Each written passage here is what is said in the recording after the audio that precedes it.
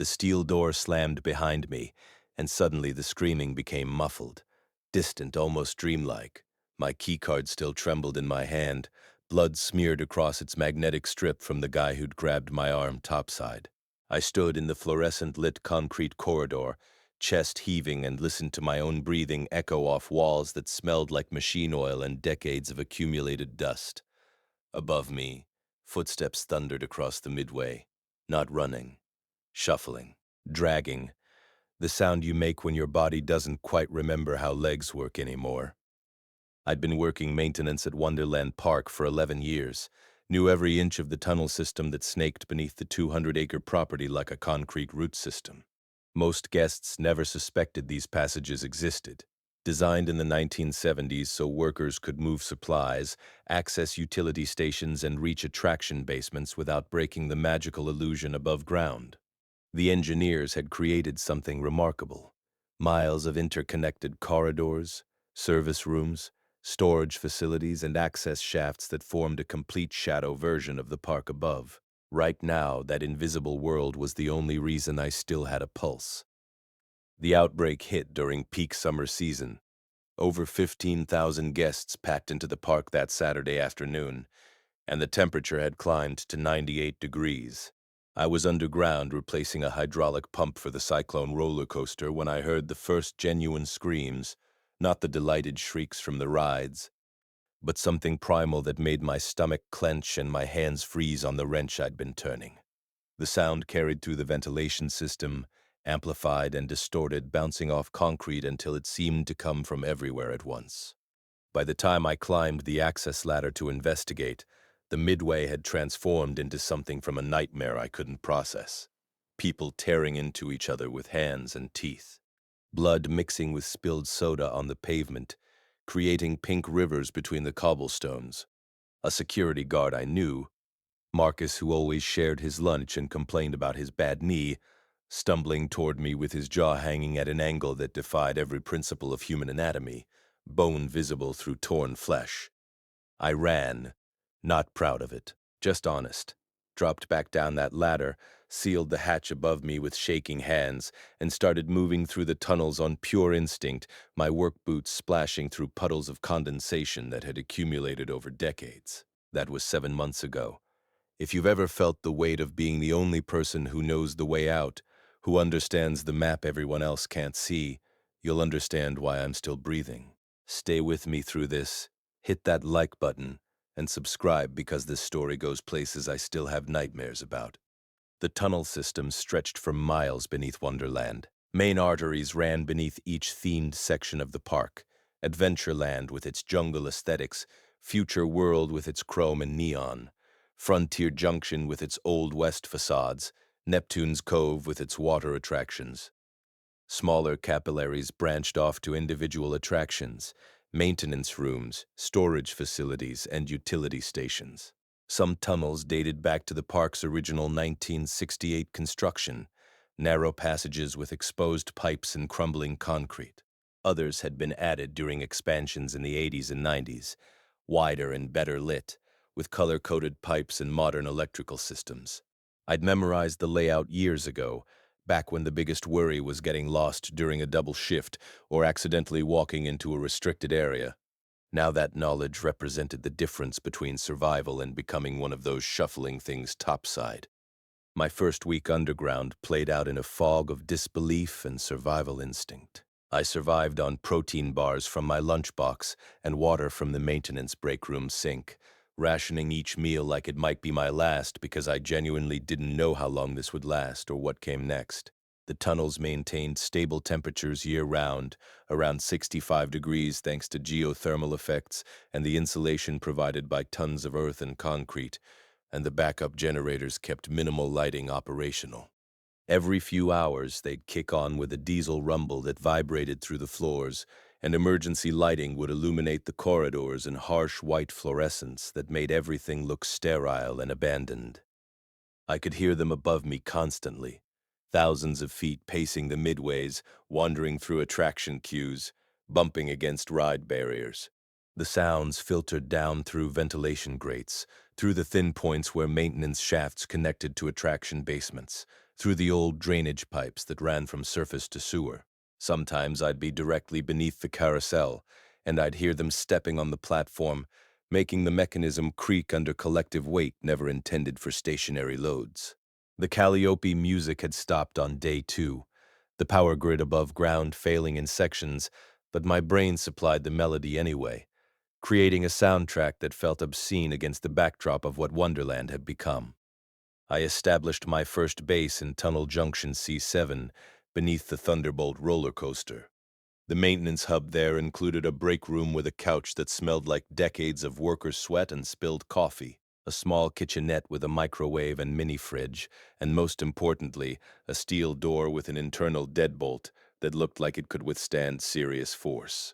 I pushed a tool cabinet against that door anyway, the metal screaming against concrete as I shoved it into place, then a second one, then a stack of industrial paint buckets that weighed 30 pounds each. Overkill, probably, but I slept better hearing the scrape of metal on concrete, reminding me of the barriers between me and them, the layers of protection I'd built between my sleeping body and the nightmare world that had consumed everything I'd known. The infected couldn't work doors, couldn't problem solve or plan or demonstrate any of the higher cognitive functions that separated humans from animals. But they could hear, and they remembered spaces in some primitive way, drawn back to locations where they'd heard sound or movement. I learned that the hard way on day 9 when I accessed the storage room beneath the Pirate's plunge water ride. The metal staircase leading down made a distinctive clang with each step, the sound ringing through the enclosed space like a bell. I'd grown careless after a week of silence, stopped being cautious about noise. When I emerged 40 minutes later with a cart full of canned goods from the restaurant supply depot, 20-pound cans of tomato sauce, industrial-sized containers of pasta, enough food to last weeks, I found 12 of them clustered around the park bench directly above my exit hatch, drawn by the sound like moths to flame. Had to wait 6 hours in that stairwell, sitting in the dark with my hand over my mouth to quiet my breathing, listening to them shuffle and bump against the hatch above. My legs cramped. My back spasmed. I counted the rivets in the metal stairs, 347 visible from my position, and recited every song lyric I could remember, just to keep my mind occupied and prevent panic from overwhelming rational thought. They dispersed finally as dawn approached, wandering off toward some stimulus I couldn't identify, and I crawled back to Junction C7 with shaking hands and a new appreciation for how quickly carelessness could kill. After that incident, I moved like a ghost through my underground domain, mapped out which hatches opened into secluded areas, behind dumpsters, inside maintenance sheds, beneath attraction platforms where the infected rarely wandered. Timed my surface excursions for the hours just before dawn, when the infected seemed most sluggish, most dormant, their movements slowing like machines running low on fuel. I wrapped tools in cloth to silence them, carried WD-40 for every hinge, learned which sections of tunnel ran directly beneath attractions with basements I could access without going topside at all. The Haunted Mansion, the Space Mountain Simulator, the underground portion of the log flume all had substantial basement areas that connected to the tunnel system and contained supplies, equipment, and most importantly, alternative routes that kept me away from surface exposure. The food situation stabilized once I realized the scale of available supplies and got over my initial paralysis. Wonderland had 15 full-service restaurants, 30 snack stands, and massive storage facilities designed to feed thousands of guests daily throughout the peak summer season. The commissary tunnel alone stretched for 200 yards, lined with industrial refrigerators, freezers, and dry goods storage that could stock a small grocery store. Most of the perishables rotted in the first weeks. The smell seeping down through ventilation grates made me gag, forcing me to wear a maintenance respirator when I ventured near affected areas. But the dry goods, canned items, and frozen foods in the industrial freezers remained viable. The freezers operated on backup power, maintaining temperature as long as the generators held, and I'd found enough frozen meat, vegetables, and prepared foods to last years if properly rationed. I spent 2 weeks methodically shuttling supplies from the main commissary tunnel to strategic cache points throughout my underground territory, building redundancy in case I got cut off from any single location. Junction C7 got the bulk of supplies. My primary base deserved primary resources. But I established secondary caches in Junction F9 beneath the shooting gallery, in the utility room under Neptune's Cove, in the old 1960s section beneath what used to be the original park entrance. Each cache contained enough food, water, and equipment to sustain me for 2 weeks minimum. I organized everything with the same methodical precision I'd used for maintenance work.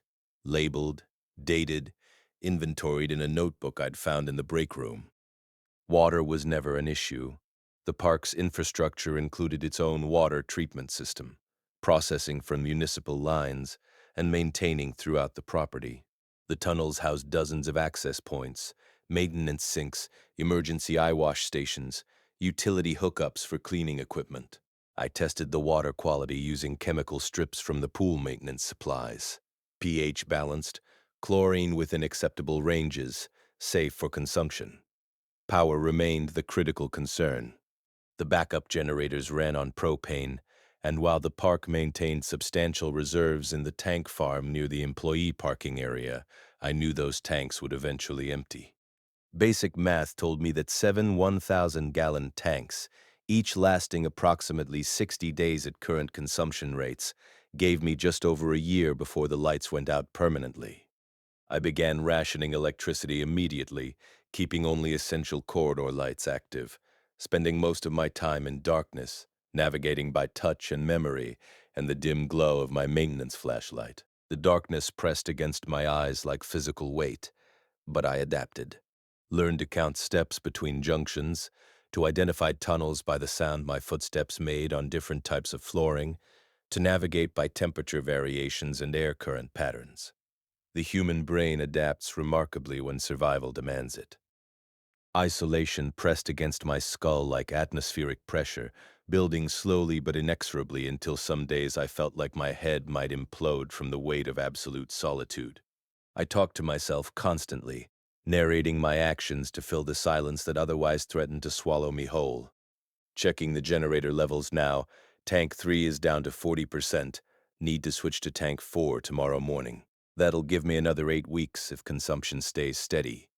The sound of my own voice became a lifeline, proof I still existed as something more than just another creature moving through dark spaces. I had conversations with imaginary companions, argued with myself about trivial decisions, sang every song I could remember until my throat went raw.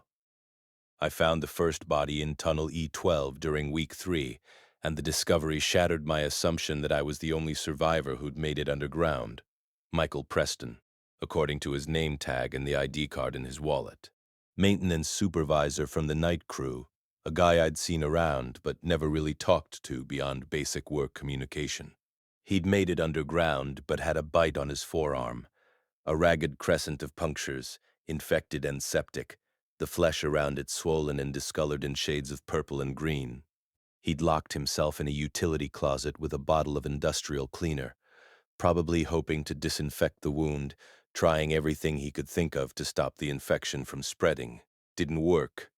His body showed the transformation halfway complete, skin mottled gray-green like spoiled meat, eyes clouded with milky film, fingernails torn off from clawing at the door in his final moments, deep gouges in the wood where he'd tried to escape or maybe tried to keep himself contained. I found his notebook next to him, the pages water-damaged from the humidity but still legible. He documented his attempts to survive, to fight off the infection growing more incoherent with each entry as the transformation progressed. The last entry was simple, written in shaking letters that barely resembled handwriting. "I'm sorry I couldn't fight it. Don't let them get you. MP." I buried him in the dead storage area beneath the old Haunted Mansion attraction, a section of tunnel that flooded every spring and had been sealed off for years, now serving as the closest thing to consecrated ground I could offer. Dragged his body there wrapped in a maintenance tarp, dug a shallow grave in the muddy floor using a shovel from the landscaping supplies, and covered him with enough earth and debris to keep the smell contained. Said some words, though I kept them secular, just basic human decency stripped of religious framework. You deserved better than this. We all did. You tried to survive, and that counts for something. Rest now. Then I took his keycard, his flashlight, and the protein bars from his pockets, because sentiment didn't override survival and he had no use for them anymore. His notebook became my journal. I started documenting everything.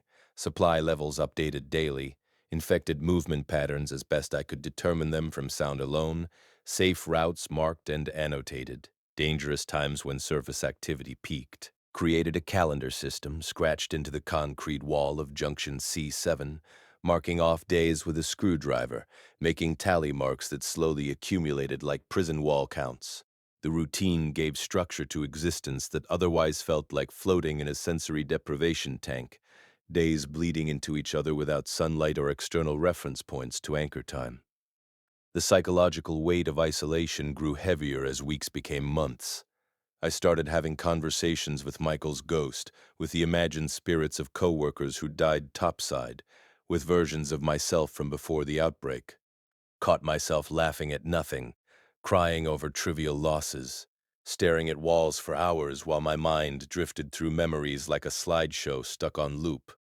Recognized the signs of deteriorating mental health but couldn't stop the slide. Loneliness wasn't just an emotion anymore.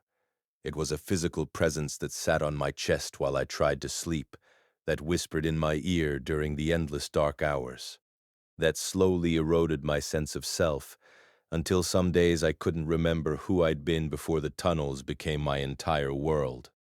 I know you're thinking this sounds lonely beyond comprehension, and you're absolutely right. But loneliness was about to become the least of my problems. Don't click away now. Comment below about the longest you've ever been alone, because the next part changes everything. Day 87 brought the first sign I wasn't alone down here, and the discovery would reshape everything I thought I knew about my underground existence. I was scavenging in the sub-basement of Neptune's Cove, the water park section with its wave pools and lazy rivers, hauling chlorine tablets and pool maintenance chemicals that might prove useful for water treatment or makeshift disinfectant. The space was a flooded nightmare, 6 inches of stagnant water covering the floor, my boots splashing with each step and creating ripples that spread through the darkness. The smell hit me first, algae and mildew and something organic rotting in the standing water. I'd just loaded my cart with chemical containers when I heard it. A cough. Distinctly human, distinctly alive. Not the wet, gurgling sound the infected made, but a real cough. Someone clearing their throat. My hand moved to the pry bar on my belt, the only weapon I carried, because anything louder than a whisper felt suicidal down here and I had no access to firearms. I froze, listening, counting my heartbeats as adrenaline flooded my system and made my vision sharpen. The cough came again, followed by muttered cursing, male voice, young, maybe early 20s, coming from the pump room at the far end of the corridor, maybe 30 yards away through the flooded passage. Every survival instinct I'd honed over 3 months screamed at me to leave immediately. Unknown variables equaled danger. Another person could be infected, could be dangerous, could be competition for limited resources. But a larger part of me, the part that had been talking to walls and shadows and the ghosts of dead coworkers, needed to know I wasn't the last person breathing in this underground maze. The desperate human need for connection overrode tactical caution. I approached slowly, pry bar raised and ready, placing each foot carefully to minimize splashing sounds. I'm armed. I'm coming around this corner. Don't do anything stupid and we'll both walk away from this. Silence. Complete and absolute, stretching for 5 seconds, 10, 15. Then, Jesus Christ, there's someone else down here. I thought I was going crazy. Thought I'd imagined voices. The voice cracked with emotion, relief mixed with disbelief mixed with something that sounded like tears barely held in check. I rounded the corner and found him sitting on an overturned bucket, surrounded by empty food wrappers and plastic water bottles, dozens of them, scattered across the wet floor like a garbage dump. White guy, mid-20s, wearing a soaked lifeguard uniform with a name tag that read Tyler. His left leg was splinted with PVC pipe and duct tape, a makeshift job that looked surprisingly competent given the circumstances. He held a pipe wrench across his lap, but dropped it when he saw me, hands up in immediate surrender, tears streaming down his face and cutting tracks through the dirt accumulated on his skin. "I'm not infected," he said immediately, the words tumbling out in a rush. "I swear, I'm not infected. Look, no bites, no scratches, nothing. I've been down here since it started. Broke my leg jumping off the tidal wave platform when everything went to hell. Please don't leave. Please, I can't do this alone anymore. I thought I was the only one left. Thought I'd die down here in the dark and nobody would ever know." I studied him for a full minute, looking for the telltale signs of infection I'd memorized from careful observation of Michael's transformation. Skin discoloration, the clouded eyes, the jerky movements, the distinctive smell of rot. Tyler looked exhausted, malnourished, and desperate, but human. Completely, unmistakably human, with clear eyes and coordinated movements and the kind of emotional response the infected couldn't fake. "What's your name?" "Tyler. Tyler Breslin. I work the wave pool lifeguard duty. Your maintenance, right? I've seen you around the park. You were always fixing things, always underground. Please, man, I thought I was the only one left. I've been eating whatever I could find in the vending machines I could break into." My leg, he gestured at the makeshift splint with shaking hands. "I can't really move far. I've just been sitting here listening to them walk around up there, thinking I'd die alone in the dark, thinking nobody would ever find me." Something inside my chest cracked open. Some dam I'd built against emotion and human connection.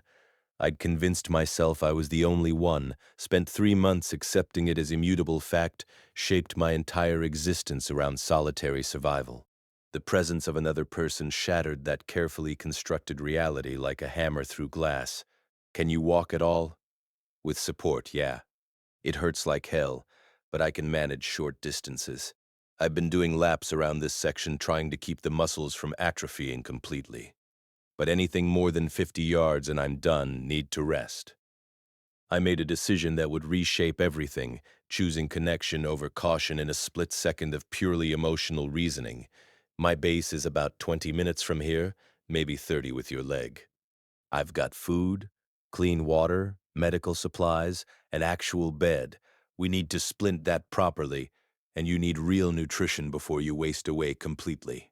Can you make it that far? Tyler nodded so vigorously I thought his neck might snap. "I'll crawl if I have to. I'll drag myself on my stomach.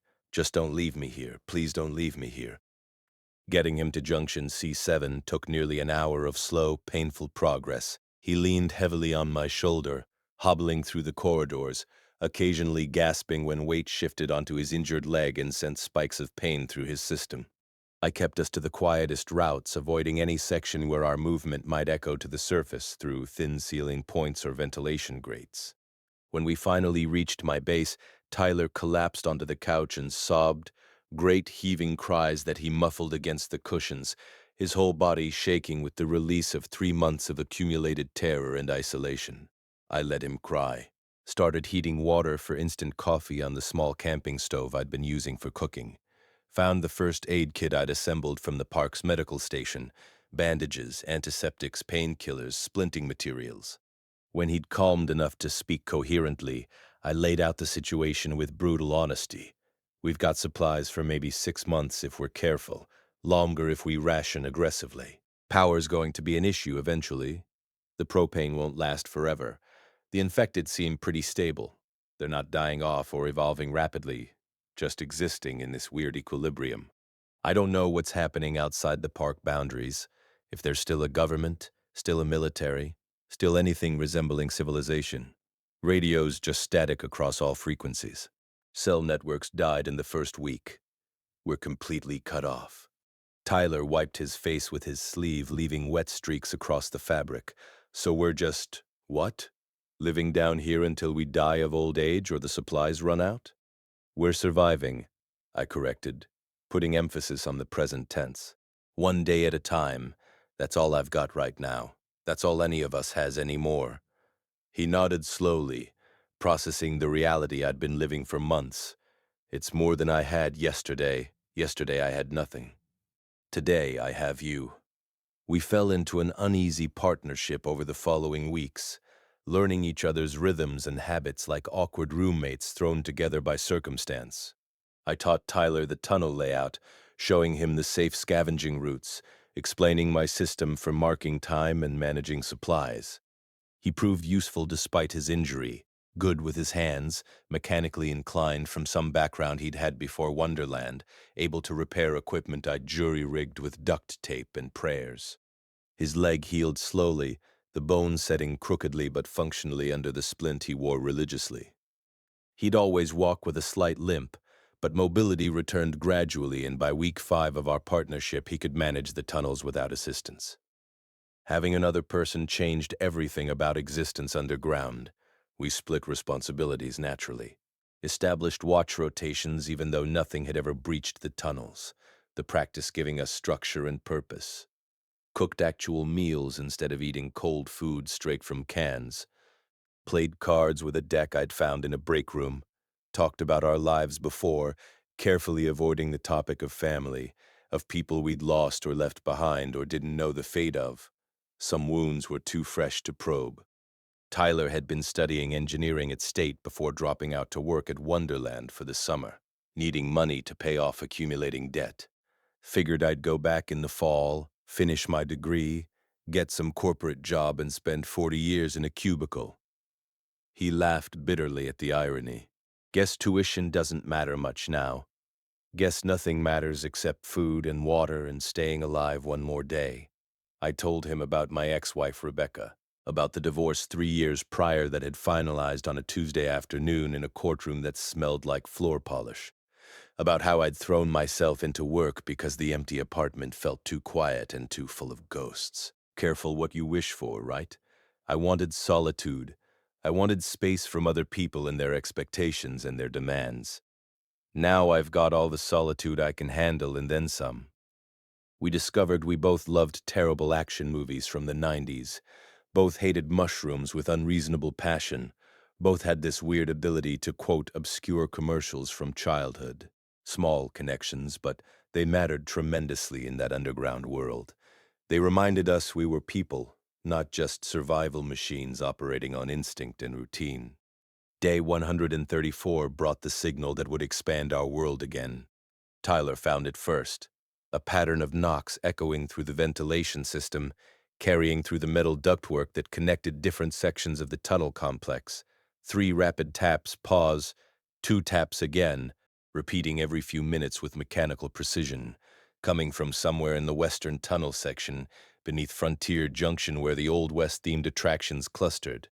That's SOS, Tyler said immediately, his engineering background providing the context. Morse code, 3 short, 3 long, 3 short, someone else is down here. Someone else who knows what they're doing. We looked at each other across the small table in Junction C7, the same calculation running through both minds simultaneously. Another person meant more mouths to feed, more variables to manage, potential conflict over resources or leadership. But it also meant knowledge, skills, possible safety in numbers, the chance to build something bigger than just 2 guys hiding in tunnels. We check it out, I decided after a long pause. Carefully, we observe before we make contact. We don't take unnecessary risks. We traced the sound through the tunnel system over the next 2 hours, following the ventilation ducts until we reached Maintenance Junction F9 beneath the Old West shooting gallery. The knocking came from behind a locked door, a storage room I'd never bothered to access because I'd assumed it held only attraction parts and maintenance equipment I didn't need. My master keycard unlocked it with a click that sounded too loud in the confined space. The door swung open to reveal a black guy in his 40s, wearing park security uniform, sitting in a nest of sleeping bags surrounded by methodically organized supplies, stacked boxes of food, gallon jugs of water, batteries arranged by size, first aid supplies sorted by type. He held a wrench in one hand, a radio in the other. The source of the knocking, he'd been tapping the casing against the metal pipe running along the wall. He stood slowly as we entered, hands visible and non-threatening, moving with the measured calm of someone trained in crisis management and conflict de-escalation.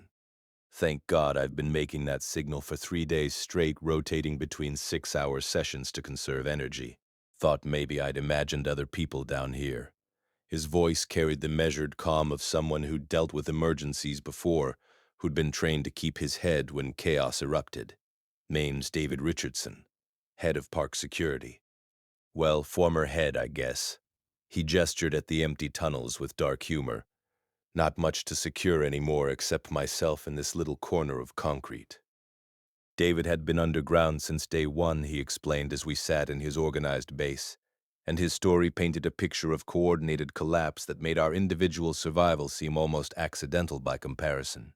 He'd been in the main security office monitoring the camera feeds when the first reports came through over the radio, guests attacking other guests near the Ferris wheel, the situation escalating faster than anyone could process or respond to with standard protocols. He'd initiated the emergency protocols, tried to coordinate evacuation through the main gates, watched the cameras as everything fell apart in real time across dozens of screens showing different angles of the same nightmare. The feeds had captured everything. Families torn apart, ride operators abandoning their posts, the infection spreading through the crowd like ripples in water, each new victim becoming a vector within minutes. When the infected breached the security station, attracted by the radio chatter and the voices of dispatchers trying desperately to coordinate a response that couldn't possibly contain what was happening, he'd retreated to the underground monitoring room, a backup facility that most employees didn't even know existed. He'd locked himself in, sealed the reinforced door, and survived on vending machine food and water from the break room while watching the park transform through camera feeds that continued operating on backup power. "I've been watching the camera feeds this whole time," he said, gesturing to a bank of monitors I hadn't noticed initially. 12 screens showing grainy black and white views of the park above, cycling through different camera positions every 30 seconds. Most cameras are still operational on the backup grid. The system was designed to run independently in case of main power failure. I've been documenting patterns, behaviors, everything. The camera feeds changed everything about our tactical situation. We'd been operating blind, making assumptions based on sound alone, working with incomplete information that could get us killed. Now we could observe, plan, time our surface excursions with precision instead of educated guesswork. David also brought tactical knowledge that neither Tyler nor I possessed: security protocols, emergency procedures, communication systems, crowd management theory that translated surprisingly well to infected movement patterns. "There are others," David said, pulling out a park map marked with annotations and different colored pens. "I've seen signs over the past months. Lights in tunnel sections I can't access from here. Flashlight beams visible through grates, moving in patterns that suggest human intelligence rather than random wandering. Movement in areas where the infected don't go, specifically avoiding certain sections like they know something's there. I've been tracking it systematically. I think maybe 6 to 10 other people survived underground, scattered throughout the system, isolated from each other just like we were." He spread the map across his makeshift table, pointing to marked locations. "Here, section H12 beneath the arcade. I see light fluctuations every few days, always around the same time, suggesting someone with a routine, someone maintaining a schedule. Here, section K4 under the food court. I've watched supplies move on the cameras, boxes shifting position, resources being organized in ways the infected couldn't manage. And here, section M8 beneath the main maintenance building. Definite signs of habitation, smoke from what I assume is cooking, systematic scavenging patterns. If you've ever tried to find hope in darkness, real tangible hope, not just optimistic denial, you know the feeling that hit me then. Share this with someone who needs to hear about survival against impossible odds, because mine was about to get even harder. We made the decision to find the others, to actively seek out survivors rather than waiting for random encounters. It took 3 days of planning, studying David's camera feeds to identify safe routes and optimal timing. preparing supplies for extended reconnaissance missions into tunnel sections we'd never explored. David's security knowledge combined with my maintenance expertise and Tyler's engineering background created a surprisingly effective team dynamic. We approached the search systematically, dividing the tunnel system into sectors and methodically clearing each one while leaving signs for others to follow. We developed a communication system, chalk marks on walls and specific patterns that would mean nothing to random observers, but conveyed information to anyone looking for survivors. 3 horizontal lines meant safe area, supplies available. A circle with a dot meant base location, humans present. An X meant danger, avoid this route. We left notes secured in waterproof bags at major junctions, explaining who we were, where our base was located, how to find us. Each note included David's knock pattern, the SOS signal that had brought us together, so survivors would know the message came from humans, not some elaborate trap. The search took 3 weeks of careful exploration, moving through sections of tunnel I'd never entered despite 11 years working at Wonderland. Some areas were pristine, clearly unused since the outbreak. Others showed signs of passage, disturbed dust, moved equipment, the faint smell of human occupation. We found 2 more bodies during our search. A food service worker who died from what looked like a heart attack in a storage closet beneath the pizza restaurant, and a young guy in his 20s who'd been infected, made it underground, and died during transformation in a utility tunnel far from any base or supplies. We gave them both burial in the flooded section beneath the haunted mansion, adding 2 more graves to Michael's lonely resting place. We found Jacob Reeves on day 158, in a section beneath the Frontier Steakhouse that I'd avoided because it required passing near a major ventilation grate where surface noise filtered down constantly. Asian guy in his 30s, former cook, who'd built a surprisingly comfortable base in the underground kitchen facility, a commercial space designed to pre-prep food before sending it topside through service elevators. He'd been living well, comparatively speaking. The kitchen connected to the main commissary through a supply tunnel, giving him access to ingredients most of us had overlooked. He'd been cooking actual meals with freshish ingredients from the walk-in freezers, maintaining something approaching normal culinary standards despite the apocalypse. I figured if I was going to survive the end of the world, I wasn't going to eat garbage, he explained while showing us his setup. Food is one of the few pleasures left. Might as well make it count. He'd been a professional chef before Wonderland, had trained at culinary school in New York before personal circumstances brought him back home to work at a theme park steakhouse. The disappointment in his voice when he talked about that trajectory hurt to hear. Dreams deferred and now rendered permanently irrelevant by global catastrophe. But his skills proved invaluable. He understood nutrition, food preservation, inventory management on a level none of us could match. Within days of joining our group, he'd reorganized our food supplies, created a meal plan that would extend our resources by months, and started actually cooking communal dinners that tasted like something other than survival. We found Marcus Cole's son, Ethan, on day 163. The discovery hit me harder than any of the others because I'd known Marcus, had worked with him, had watched him transform during those first chaotic moments topside. Finding his son alive in Section H12, the arcade basement, felt like recovering a piece of my friend. Ethan was 17, working his first summer job running the crane games and ticket redemption counter when the outbreak hit. He'd been hiding in the arcade basement for months, surviving on the candy prizes and snack food meant for redemption rewards. He was rail-thin, traumatized, barely spoke for the first 2 days after we found him, except to confirm his name and whisper questions about whether we were real or hallucinations conjured by isolation. He'd seen his father transform, had watched from the arcade's security camera feed, the same system David monitored, as Marcus attacked other workers in the employee break area. The trauma of that experience had broken something inside him. Tyler took him under his wing immediately, maybe seeing something of his own isolation reflected in Ethan's haunted eyes, maybe just needing someone to protect and care for since we'd found each other. Within a week, Ethan started speaking more, started eating regularly, started showing signs of slow psychological recovery. Having people who cared, who protected him, who gave him purpose beyond mere survival began to rebuild something inside him. Andre Williams appeared on day 169, not because we found him, but because he found us.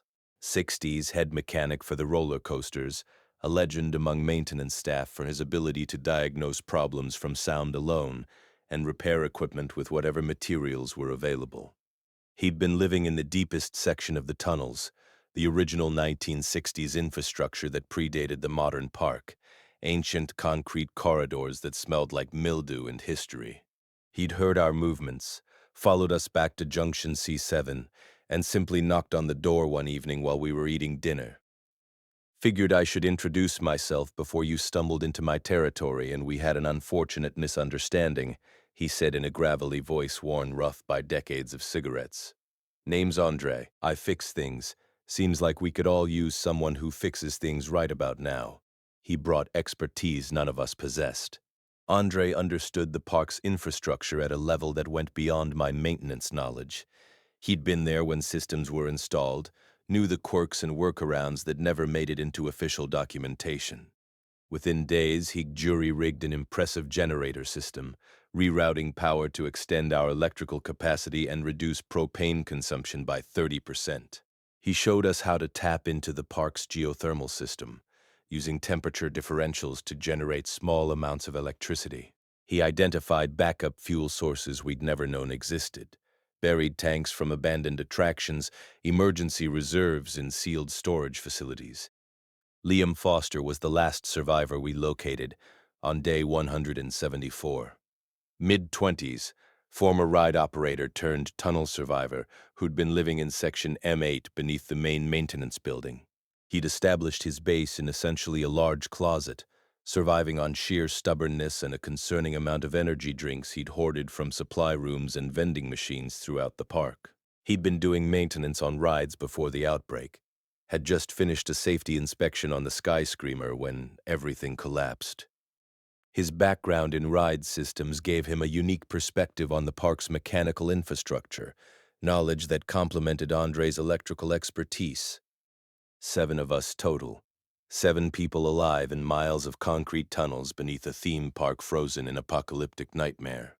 7 survivors who'd been isolated for months, who'd adapted to solitude, who now faced the challenge of forming a community from trauma and shared desperation. We held our first group meeting in David's camera room, the largest space we had with the most tactical value, sitting in a circle on overturned crates and maintenance stools, eating Jacob's surprisingly good vegetable stew made with canned ingredients transformed by actual culinary skill. We looked at each other with expressions that mixed relief, fear, and determination. 7 faces lit by the glow of security monitors. 7 people who'd survived the impossible now facing the question of what came next. We need to organize, David said, naturally assuming leadership with the kind of calm authority that came from years managing security teams. Establish a real community, not just individuals surviving separately. Pool our resources, divide responsibilities based on skills and abilities, create systems that can sustain us long-term rather than just day-to-day survival. How long are we talking? Liam asked, picking at his stew with nervous energy. Days, weeks, months? Are we waiting for rescue, or are we planning for this to be permanent? The radio's still static across all frequencies, I said, having checked the communications equipment in David's base daily. No broadcasts, no emergency signals, no indication there's anyone out there coordinating rescue or recovery. Either there's nothing left of civilization, or we're too isolated to receive transmissions. Either way, we plan for indefinite timeline. We plan like this is our life now. The weight of that statement settled over the group like physical pressure. Planning for indefinite survival meant accepting we might die in these tunnels, might never see the surface world restored, might spend the rest of our lives in concrete corridors lit by fluorescent bulbs and surrounded by the constant shuffling of infected feet overhead. We spent hours mapping out a comprehensive strategy that went beyond basic survival. Jacob would manage food preparation and supply inventory, using his culinary expertise to maximize nutrition and variety while extending resource longevity. Andre would maintain the generators and electrical systems, work on improving efficiency and identifying alternative power sources. David would monitor cameras and track infected patterns, maintaining security protocols and coordinating any surface excursions. Tyler and I would handle scavenging operations and tunnel maintenance using our combined knowledge of the park's layout. Liam would establish a medical station. He'd been pre-med at community college before dropping out, had enough knowledge to handle basic injuries and illness. Ethan would help wherever needed, rotating through different responsibilities to give him purpose and continue his psychological recovery. We consolidated our bases over the following week, a massive logistical operation that involved moving supplies, equipment, and personal belongings through miles of tunnels. We established 3 primary hubs connected by safe routes, marked with luminescent paint visible in darkness but invisible from surface level. Junction C7 became our living quarters, with the couch cots we'd assembled from attraction parts and personal storage for each person's belongings.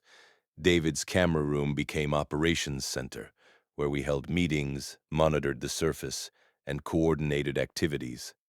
Jacob's kitchen became communal dining, the heart of our small society where we gathered twice daily for meals that restored some sense of normalcy and human connection. The system worked remarkably well once we'd established routines and expectations. We fell into patterns that mimicked normal life as much as possible given the circumstances. Wake at dawn, surface dawn tracked on David's monitors even though we couldn't see it directly, maintaining connection to natural circadian rhythms. Breakfast together in the kitchen, communal meals that Jacob made special despite limited ingredients. Daily briefings in the operations room, reviewing camera feeds and planning the day's activities. Work shifts throughout the day, everyone contributing according to their skills. Communal dinner, the most important gathering where we shared stories, played games Jacob had found in park storage, maintained the social connections that kept us human. Evening downtime before sleep rotation with watch duty, even though nothing had ever breached the tunnels in all our months underground. Ethan slowly came back to life under this structure. Started talking more, contributing to conversations, laughing occasionally at Liam's terrible jokes and Andre's gruff observations about everything being built wrong in modern times. He'd seen his father turn that trauma wouldn't heal quickly or perhaps ever completely, but being surrounded by people who cared, who protected him, who gave him purpose and belonging, began to rebuild something inside him that isolation had nearly destroyed. You've stuck with me this far, and I appreciate it. Comment below about the people who kept you going during your darkest times, because community became everything to us. And hit that subscribe button. The final act of this story will test everything we built. We celebrated day 200 underground with a feast Jacob prepared using ingredients he'd been secretly hoarding for weeks. Real food, not just survival rations. Steaks from the frozen reserves, thawed and grilled on equipment he'd rigged in his kitchen. Vegetables from canned stock prepared with herbs from the restaurant supply depot. Even a cake he'd baked using industrial park kitchen equipment, decorated with frosting spelling out 200 days in shaky letters. We sat around a table we'd assembled from attraction parts, literally a table built from the demolished remains of a carousel platform. 7 people who'd been strangers 7 months ago, now bound by shared impossibility and mutual dependence. To survival, David raised a glass of purified water and a toast. To each other, Andre added, his gravelly voice carrying unexpected emotion. To tomorrow, Tyler said, squeezing Ethan's shoulder. We drank, and for a moment the weight lifted. We weren't just surviving anymore. We were living, building something that resembled community and purpose and hope. The infected still shuffled overhead. The world above remained a nightmare of mindless violence and decay. But down here in the tunnels we'd created something worth protecting. But day 212 shattered that fragile optimism. The generators started failing. Andre had warned us it was coming, had been tracking consumption rates and fuel levels with meticulous precision. But the reality still hit hard when he delivered the news during morning briefing. We've got maybe 3 weeks of propane left at current consumption, he reported, his expression grim. After that, we're in the dark. No heat, no hot food, no cameras, no light beyond flashlights and whatever batteries we can scavenge. The room fell silent except for the hum of monitors and the distant rumble of machinery. The camera system had become our primary security, our window to the world above, our tactical advantage that kept us safe during scavenging runs. Losing it felt like going blind and deaf simultaneously. "What about the main park generators?" Tyler suggested, his engineering mind immediately working through alternatives. The big industrial units that powered the rides and attractions, they must have separate fuel supplies, backup reserves beyond what we've been using. "They're topside," I said, already knowing where this was heading, in the power station building near the main entrance, about a quarter-mile from the nearest tunnel access point. Accessing them means significant surface exposure, extended time in the open, high risk. "Then we make that exposure count," David said firmly, switching immediately into tactical planning mode. "We plan a proper excursion, not a quick scavenging run. Full reconnaissance using cameras, optimal timing when infected activity drops to minimum levels, multiple people for safety and efficiency. We either secure additional fuel or we figure out alternative power sources before the lights go out." We spent 3 days planning the mission with obsessive detail. David mapped infected patterns on the cameras, watching feeds from dawn to dusk, tracking movement density across different times and locations. He identified a window between 4 and 5 a.m. when movement in the power station area dropped to minimum levels. Never zero, but low enough to attempt access. We'd approach through Tunnel A1, which opened into the staff parking area behind the generator building, minimizing open ground exposure. Three-person team for balance between efficiency and safety, me for maintenance knowledge, David for tactical command, Tyler for mechanical expertise. Jacob would monitor cameras and provide radio updates. We'd found walkie-talkies in security storage, short range but functional within the park boundaries. Andre would prepare to receive and install any equipment we recovered, jury-rigging whatever was necessary to integrate new fuel sources into our existing system. Day 215, 3:45 a.m. We geared up in Junction C7, checking equipment multiple times with the nervous energy of soldiers preparing for combat.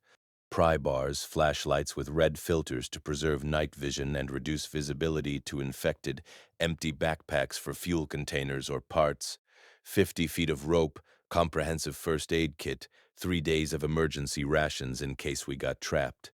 I felt like I was suiting up for a spacewalk, preparing to exit the safety of our vessel into hostile vacuum where a single mistake meant death.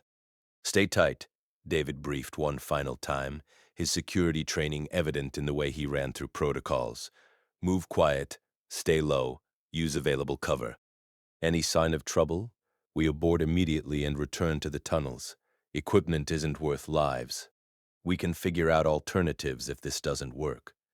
We moved through Tunnel A1 in single file, our footsteps echoing softly despite our care to move silently.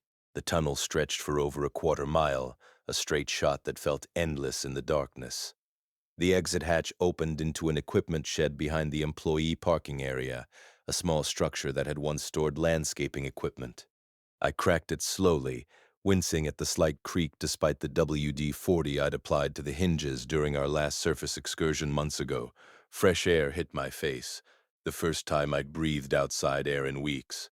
It smelled wrong in ways I couldn't articulate. Sweet rot and chemical tang, the scent of a world decomposing without human maintenance, nature reclaiming spaces we'd abandoned. The parking lot spread before us, filled with abandoned cars, some with doors still open from panicked escapes 7 months ago. Personal belongings littered the ground, purses, phones, keys, the debris of lives interrupted mid-stride. Infected wandered between vehicles in that distinctive shuffle drag, about 15 visible in the pre-dawn dimness. They moved without purpose or direction, simply existing in constant motion, bodies that had forgotten how to rest. One wore what had been a business suit, another still had a child's backpack hanging from one shoulder. The human details made it worse somehow. David tapped his watch, then pointed toward the generator building 50 yards away across open pavement.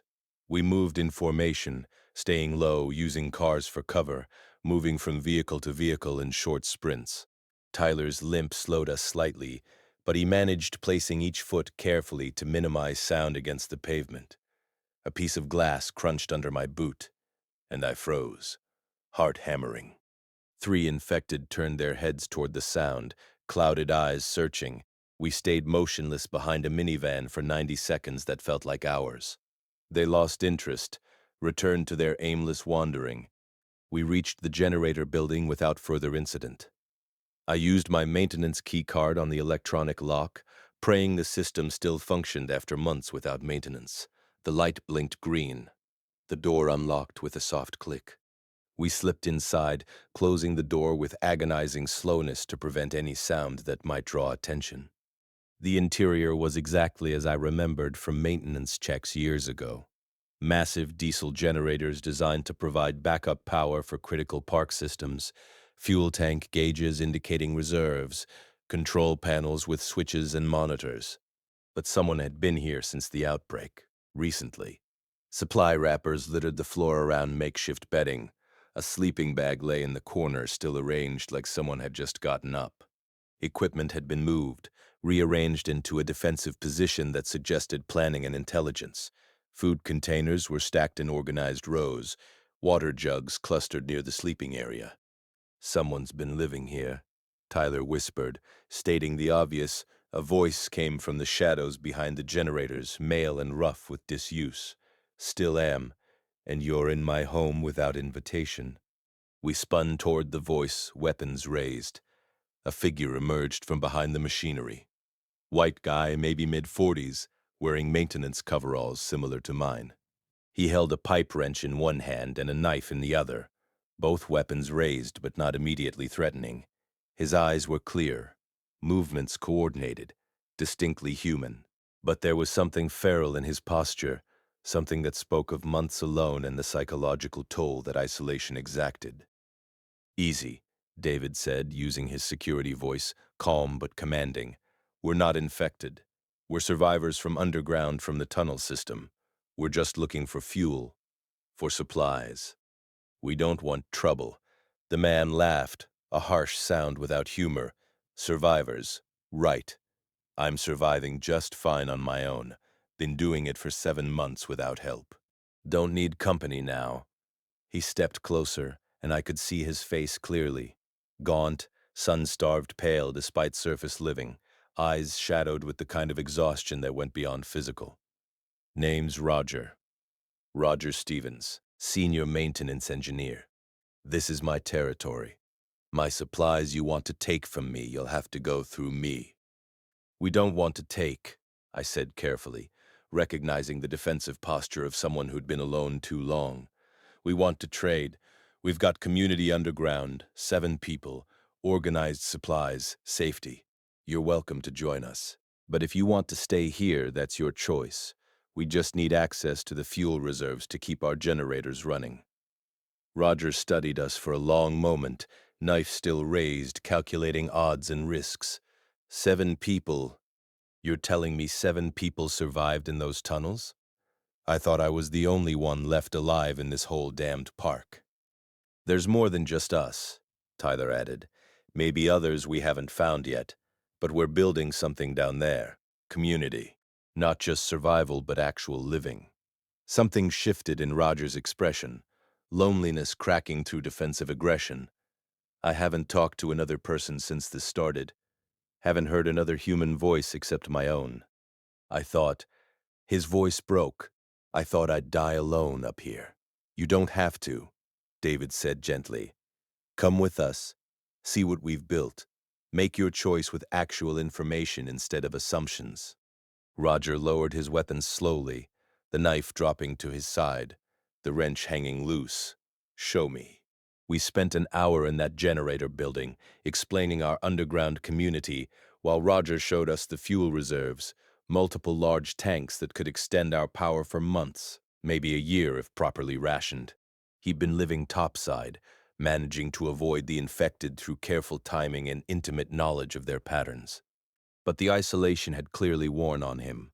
eroded his psychological stability in ways that showed in his jerky movements and paranoid scanning of shadows. We loaded fuel containers with diesel and propane as much as we could carry. Roger helped, his maintenance expertise proving immediately valuable as he explained the fuel systems and optimal extraction methods. When we prepared to return to the tunnels, he hesitated at the threshold of the equipment shed entrance.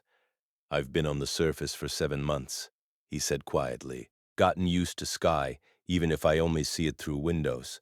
Going underground feels like burial." "It's not burial," I said. "It's survival. And you won't be alone." He nodded slowly and followed us into the tunnel. Integrating Roger into our community proved challenging. He'd spent too long alone, developed habits and patterns that didn't translate well to group living. He hoarded supplies in his personal area despite communal sharing agreements. He woke screaming from nightmares that disturbed everyone's sleep. He struggled with basic social interactions, standing too close or too far, unable to read normal cues. But slowly, with patience and consistent boundaries, he began to adapt. Andre took him under his wing, recognizing a fellow engineer who'd simply been isolated too long. They worked together on the generator systems, and the familiar technical language seemed to ground Roger in ways emotional appeals couldn't. The additional fuel bought us time, extended our electrical reserves by 8 months according to Andre's calculations. But it also highlighted the fundamental problem we faced. Every resource was finite. Eventually, fuel would run out, food would spoil or be consumed, water treatment chemicals would deplete. We were living on borrowed time in a tomb of our own construction. Day 250 brought a new crisis that forced us to confront that reality. Ethan got sick, fever, violent coughing, symptoms that could have been simple flu or could have been something worse. Liam set up a quarantine area in an isolated section of tunnel, treating Ethan with medications from our dwindling medical supplies. We all held our breath for 3 days while the fever raged, while Ethan drifted in and out of consciousness, while we faced the possibility that we might lose him to something as mundane as illness after surviving 7 months of apocalypse. He recovered. The fever broke on day 253, and he started eating again, regaining strength. But the incident crystallized something we'd been avoiding. We needed more than just survival. We needed purpose. We needed hope. We needed something to work toward beyond simply existing another day. "We can't just hide down here forever," Tyler said during a meeting after Ethan's recovery. "We need to start thinking bigger. Start planning for actually reclaiming the surface, or finding other survivors, or doing something other than waiting to die in the dark." "The infected are still everywhere," David countered, pulling up camera feeds showing the park packed with shuffling figures. "Thousands of them, maybe tens of thousands. We're 8 people with basic weapons. What exactly do you propose we do?" "We start small," I said, an idea forming even as I spoke. "We start reclaiming spaces, one building at a time. We clear them, seal them, create safe zones. We expand our territory gradually. Maybe we never reclaim the whole park, but we create enough space to actually live instead of just hiding." The idea took root. Over the following weeks, we planned our first reclamation effort, the haunted mansion chosen because it connected directly to the tunnels through the flood storage area where we'd buried the dead. The building was large, defensible, had only limited access points. If we could clear the infected and seal the entrances, it could become a surface base, a foothold in the world above. We spent a month preparing. Andre welded metal barriers for doorways. Jacob stockpiled supplies for an extended operation. David mapped every camera angle covering the building, tracking infected patterns. Tyler and I scouted the tunnel approaches, ensuring we had escape routes if things went wrong. Liam assembled medical equipment for inevitable injuries. Roger, Ethan, and I built weapons, reinforced poles with blades, crude but effective for close combat without gunfire noise. Day 287. We executed the operation at dawn, 8 people emerging from the tunnel into the haunted mansion basement. The attraction had been closed for the season, the interior dark and smelling of artificial fog chemicals and decay. We cleared it room by room, floor by floor, A slow, methodical process that took 6 hours and left us exhausted and covered in blood that wasn't ours. 43 infected had been inside. We eliminated them with grim efficiency, working in teams using tactics David had drilled into us, lost track of individual kills, focused only on survival, on pushing forward, on clearing the next room. When we finally sealed the last entrance and stood in the main hall surrounded by bodies we dragged into a pile for later disposal, we looked at each other with expressions mixing horror and triumph. We'd done it. We'd reclaimed our first building. This is the moment everything changed for us. Share this video with anyone who's ever fought for something impossible because we were just getting started. And don't forget to like and subscribe. You've come this far, you need to see how this ends. The haunted mansion became our surface base, our foothold in the world above. We spent weeks converting it, clearing bodies, reinforcing entrances, moving supplies from the tunnels, creating living spaces in rooms designed to terrify guests. The irony wasn't lost on us that we'd made a home in a building designed to simulate fear, now serving as sanctuary from real terror outside. From that foothold we expanded, cleared the building next door, a gift shop, then the restaurant adjacent to it. Each operation got easier as we refined tactics and built confidence. We created a network of safe buildings connected by reinforced walkways, slowly pushing back against the infected territory. Other survivors found us, attracted by the activity, by signs of coordinated human action. Our community grew to 15, then 20, then 25 people. Each new survivor brought skills, knowledge, hope. We discovered the infected were finite. They didn't reproduce, didn't spawn new members. They only existed in the numbers that had been created during the initial outbreak. Every infected we eliminated was one less in the total population. The math was brutal but simple. If we eliminated them faster than we died, eventually we'd win. It took 3 years. 3 years of daily combat, of clearing buildings, of losses and injuries and psychological trauma that would haunt us forever. But we did it. We reclaimed Wonderland Park entirely, cleared every building, every midway, every corner of the 200-acre property.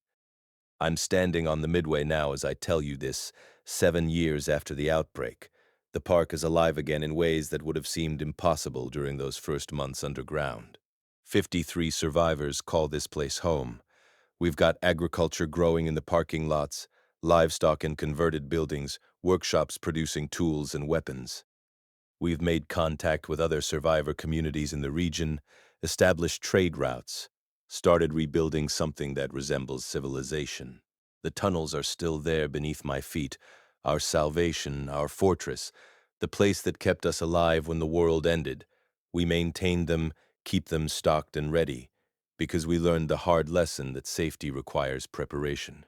But we live on the surface now, under open sky, in buildings we cleared with our own hands. Sometimes I go back down to Junction C7, sit on that couch where Tyler and I first became a community of 2. The calendar marks are still scratched on the wall, a record of days when survival seemed impossible. I trace them with my fingers and remember what we built from darkness and desperation. We didn't just survive, we reclaimed our world, one tunnel at a time, one building at a time, one day at a time. And if we could do it, trapped underground with nothing but hope and determination, maybe there's hope for anyone facing their own impossible darkness.